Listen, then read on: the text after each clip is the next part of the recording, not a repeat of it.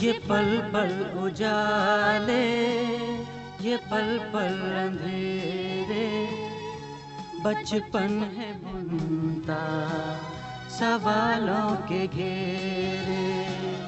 ये पल पल उजाले, ये पल पल अंधेरे, बचपन है बुनता सवालों के घेरे। प्रश्न चिन्ह, कुछ प्रश्न चिन्ह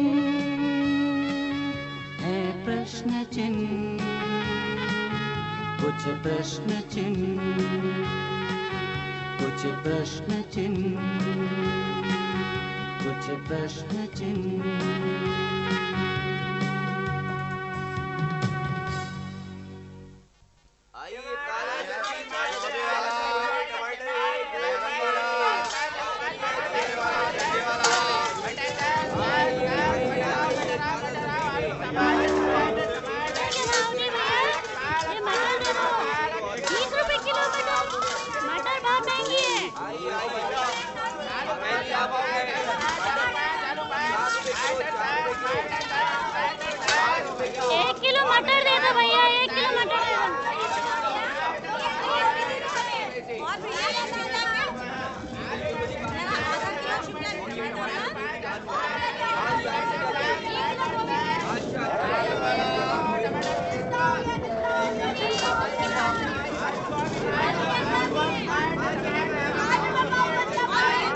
अरे गंगाधर, ओ गंगाधर। हाँ भाई, क्या हुआ? तुमने कुछ सुना?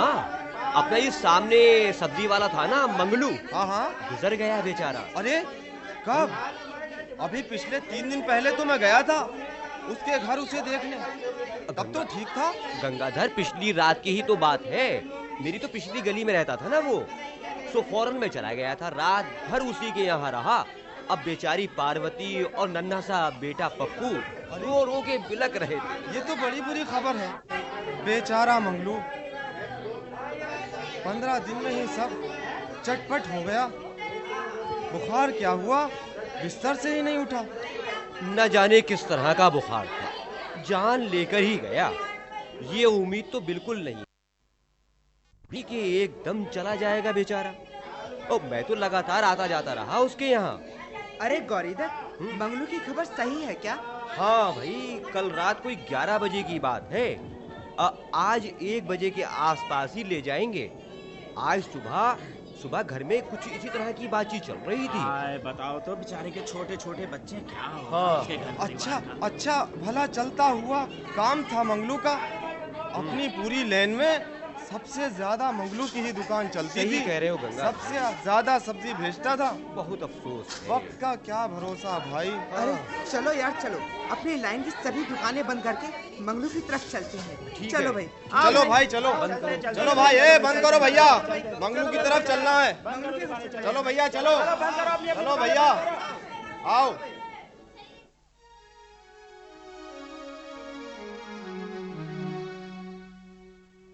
शहर की सब्जी मंडी में बाईं तरफ ऊंचा चबूतरा है, जिसमें पहले कोने में मंगलू अपनी सब्जी की दुकान लगाता आया है। सब्जी की दुकानदारी मंगलू का पुश्तैनी काम है। उससे पहले उसका बाप यहीं इसी जगह सब्जी बेचा करता था। मंगलू की साफ सुथरी दुकानदारी, सबके साथ अच्छा व्यवहार ही था जो मंडी में हर कोई जानता था मंगलू को। मंगलू हमेशा ही अकेला बैठता था दुकान पर कभी कभी उसका बड़ा बेटा पप्पू पिता के साथ आ जाया करता था। यूं तो स्कूल में पढ़ता है पप्पू, मगर इतवार के दिन या और किसी छुट्टी के दिन मंगलू पप्पू को लेवा लाया करता था। मंगलू की पत्नी पार्वती घर में ही रहती है। सबसे बड़ा पप्पू है 8-10 बरस का। 2 छोटी बच्चियां हैं, 6 और 4 साल की। घर के कामकाज से ही फुर्सत नहीं मिलती पार्वती को। मंगलू बड़ा ही समझदार और शौकीन मिजाज का व्यक्ति था। बच्चों को अच्छा खिलाना, अच्छा पहनाना और तीनों बच्चों को स्कूल भेजना अच्छा काम धंधा था मंगलू का। सब्जी के रोज के 100-150 रुपए की कमाई थी मंगलू की। पैसे की कोई तंगी नहीं थी। आराम से बढ़िया गृहस्थी चल रही थी मंगलू की। एक बात मंगलू और पार्वती ने तय कर रखी थी कि पप्पू को सब्जी बेचने के धंधे में नहीं लगाना है, सब्जी की दुकान पर नहीं बैठाना है, पढ़ा लिखा कर अच्छा काबिल आदमी बनाना है। पप्पू भी पढ़ने में अच्छा है, शुरू से मन लगाकर पढ़ता है। भले ही कभी कभार छुट्टी के दिन पिता के साथ मंडी चला जाता था, मगर दुकानदारी में उसे भी कोई दिलचस्पी नहीं। मगर यह अचानक ही मंगलू के परिवार पर परेशानियों का पहाड़ टूट पड़ा है। मंगलू की मौत से सारा परिवार स्तब्ध है, कुछ सूझ ही नहीं रहा है। पार्वती और बच्चे सहमे से हैं। ये क्या हुआ, आगे क्या होगा? पिछले 15 दिन में मंगलू की बीमारी पर पानी की तरह पैसा बहाया है पार्वती ने, मगर हासिल कुछ नहीं। रेत की तरह सारी खुशियां हाथ से फिसल गई हैं पार्वती के। पार्वती कभी 3 छोटे छोटे बच्चों को देखती है, कभी सूने से घर को, और फिर फपक फपक कर रो पड़ती है। मंगलू की मौत के करीब 15 दिन बाद गंगाधर और गौरी दत्त साथ आते हैं मंगलू के घर पर, यह जानने के लिए कि मंगलू की बेवा और बच्चों का अब क्या हाल है और उनका गुजारा कैसे चल रहा है।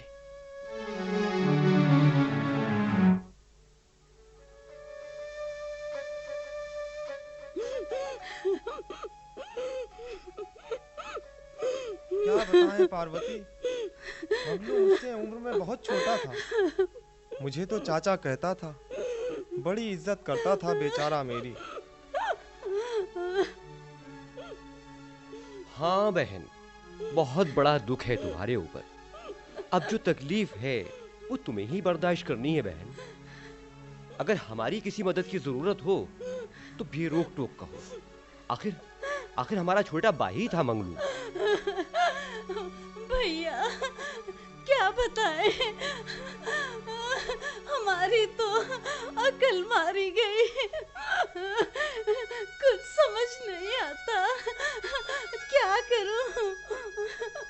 तुम्हारे और मंगलू के परिवार वाले? इनके परिवार में तो ऐसा कोई है नहीं हमारी मदद करने वाला। यही सबका किया करते थे, पैसा गांव भेजते थे, और बच्चों का मामा तो कह रहा है कि यहाँ छोड़ साथ चल, वहीं रहना, 2 रोटी खाना और गुजारा करना। मगर पार्वती, तुमने क्या सोचा है? गंगाधर भैया, मेरा तो बिल्कुल जाने का मन नहीं है। पप्पू के पापा भी आखिरी वक्त यही कह गए थे कि यही रहना, दुकान पर पप्पू को बिठा देना। पार्वती तू मत जाना मंडी। कोई हर्ज नहीं है इसमें, पप्पू को भेजना शुरू कर दो। अब बाकी हम लोग हैं ना वहाँ, देख लेंगे। तुम हिम्मत रखो पार्वती बहन, हिम्मत रखो।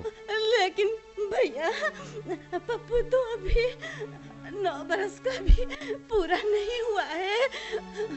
अब आप ही बताइए वो कैसे करेगा?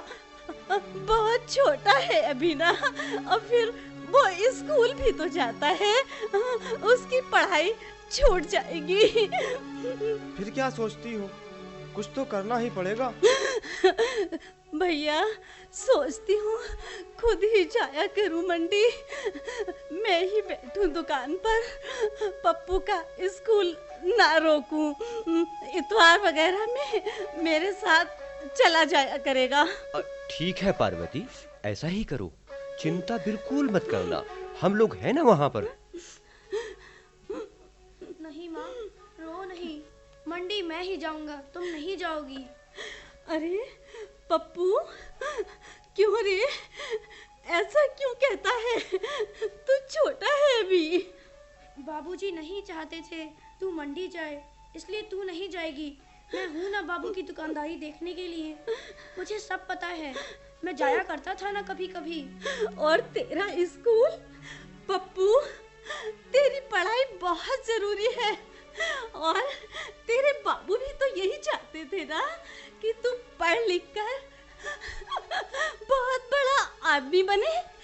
और अपने बाबू का वो कहा नहीं मानेगा क्या? माँ, मैंने कहा ना, तू मंडी नहीं जाएगी। मैं स्कूल नहीं जाऊंगा, कोई बात नहीं, खुद पढ़ लूंगा। ये बड़ा समझदार है पार्वती, बिल्कुल मंगलू पे गया है।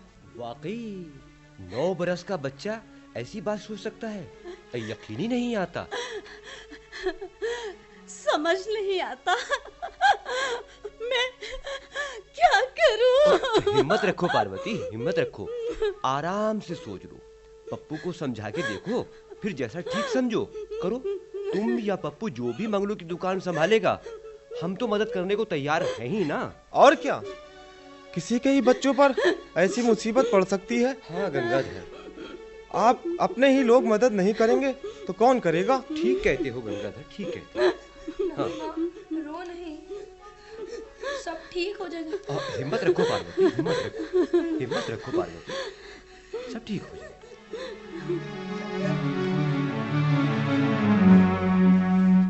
वाकई ऐसा लगा मानो पप्पू रातों रात समझदार हो गया हो, उम्र तेजी से उसकी बढ़ गई हो, वरना 9 बरस का बच्चा मां को इस तरह से समझाए, ताज्जुब है। पार्वती ने घंटों समझाने की कोशिश की पप्पू को कि वो स्कूल न छोड़े। बोली, मैं खुद ही सब्जी का काम धंधा देख लूंगी। यहां तक कहा कि 2-4 साल में तू बड़ा हो जाएगा, फिर चला जाया करना। मगर पप्पू कतई मां की यह बात मानने को तैयार नहीं। उसके जहन में बस यही बात घर कर गई कि बाबू को पसंद नहीं था मां का सब्जी मंडी में बैठना, और अक्सर घर में मंगलू कहा भी करता था कि मैं दोनों बेटियों को भी खूब पढ़ाऊंगा, अच्छी नौकरी में जाएंगी। इस बात पर अक्सर पार्वती कहती, मुझे तो सब्जी की अपनी दुकान पर बैठने नहीं देते और बेटियों को नौकरी करवाओगे। मंगलू यही कहता कि सब्जी की दुकानदारी भी कोई काम में काम है औरतों के लिए, ये तो मर्दों का काम है। बस पप्पू जान गया था कि इस घर में एक मैं ही तो मर्द हूं, इसलिए यह काम सिर्फ मुझे ही करना है। जिम्मेदारी का पूरा एहसास हो गया था पप्पू को। जरा से बच्चे का बात करने का अंदाज ऐसा हो गया रातों रात कि पार्वती भी सक पकाने लगी थी पप्पू से बात करते। दोनों छोटी बेटियां अपने स्कूल जाने लगी और पप्पू मंगलू के जाने के बाद आज पहले दिन मंडी गया है। मुंडा हुआ सिर, पैजामा, कुर्ता, स्वेटर और गले में मफलर डाले, तड़के सुबह सुबह पिता के पड़ोसी मित्र गौरी दत्त के साथ सब्जी मंडी पहुंचता है पप्पू को थोक में ढेरियों के हिसाब से खरीद का तौर तरीका बताता है गौरी दत्त, और उसके बाद पप्पू बैठ जाता है दुकान पर। आलू 10 का दड़े भैया, आलू 10 का दड़े, प्याज 20 की दड़े, प्याज 20 की दड़े, आ जाओ भैया, मत आओगे, आ जाओ। और ये आलू है ना 20 रुपए का 5 किलो, यानी 1 दड़े। अब इसमें 1 रुपया मंडी का डालना, ठीक है बेटा, इसको अच्छी तरह से। अब देखो ये टमाटर है, ये धड़ी के हिसाब से भी मिलता है बेटा और पल्ले के हिसाब से। अब बेटा ये पल्ले में जितना रखा है ना, इसका ऐसे ही भाव ताव कर देगा, ठीक है बेटा। अब बेटा ये भी पल्ले के हिसाब से मिलता है, इसको ले लेते हैं, अच्छी तरह से इसको सजाकर दुकान पर रखकर बेटा तुम बेच रहे हो। बहुत समझदार तुम तो बच्चे हो बेटा। पप्पू ठीक है, और ये प्याज भी धड़ी के हिसाब से मिलेगी तुमको। ऐसे ही भिंडी है, मटर है, तरह तरह की सब्जियां हैं, तरह तरह की सब्जियां हैं, ये तुम सब इकट्ठी कर लो थोड़ी और दुकान पर लगा लेना बेटा, ठीक है। हाँ, अब ये पैसे बहुत संभाल कर देना इनको, है भैया, इन्हें देना, आलू देना, आलू, हाँ 2 धड़ी आलू देना। ओ भाई, ओए भाई, प्याज भी तोलना, प्याज। अच्छा भैया, अच्छा वही टमाटर देना। अच्छा भैया, आइए बहन जी, आइए आइए, क्या चाहिए आपको? अरे भैया, ये आलू कैसे दिए हैं? बहन जी, आलू तो हमने 8 रुपए को दिए हैं। 2 किलो टमाटर दे दो भैया। और टमाटर 5 रुपए किलो। 2 किलो दे दो भैया। अरे अच्छा बहन जी, तुम्हारे पास काशी फल तो बड़े अच्छे रखे हुए हैं। वाकई में इस सब्जी वाला तो बहुत ही बढ़िया है। हाँ, आज गोभी भी बहुत अच्छी आई है। तो जरूर लीजिए। हाँ, ठीक है। आधा किलो बथुआ भी दे दो। अच्छा लीजिए। और भैया हमें 1 किलो गोभी दे देना जरा। अच्छा अभी लीजिए। लीजिए आपका 1 किलो बथुआ। अरे थोड़ा सा धनिया भी तो डाल दो साथ में। अच्छा बहन जी, लीजिए थोड़ा सा धनिया। अब भैया पैसे भी बता दो कितने हुए? ये बच्चे, जरा पहले मुझे 1 किलो टमाटर दे दे, जरा जल्दी है मुझे। अरे भैया पहले हमको दे दो, हम बहुत देर से खड़े हैं। साहब, ये डंडी मारना क्या होता है? अबे इससे पूछ रही है डंडी मारना क्या होता है? अरे बहन जी, अबे घपला मत करियो, घपला ठीक से तौलियो। अरे भैया, कैसे बात कर रहे हो बच्चे से? बच्चे से आराम से बोलो भैया। ठीक से बात करो, छोटा सा आपको शायद मालूम नहीं, ये मेरे पिता मंगलू की दुकान है। अच्छा अच्छा, चल चल फटाफट तौल। आया बड़ा, मंगलू की दुकान है। से बोलते हो बच्चे से? तोलना है कि नहीं? कह रहा हूँ देर हो रही है, समझ नहीं आता। नहीं तोलूंगा, जाओ अपनी दुकान पर। अच्छा ये क्या? ये पट्टे छटांग भर का है नहीं, तेरी तो ऐसी की तैसी। अरे जरा ये क्या कर रहे हो? क्या बदतमीजी है ये? छोड़ो अरे आप लोग मुझे बताइए क्या बात है पप्पू? देखिए नहीं मुझे नहीं मारे। कौन बेहोशी कर रहा है भाई? नहीं मुझे नहीं मारिए, नहीं मारिए, नहीं मारिए, नहीं मारिए। छोटा बच्चा समझ के उसको परेशान कर रहे हैं। अरे नहीं भाई साहब, मैं जा रहा हूँ भाई साहब।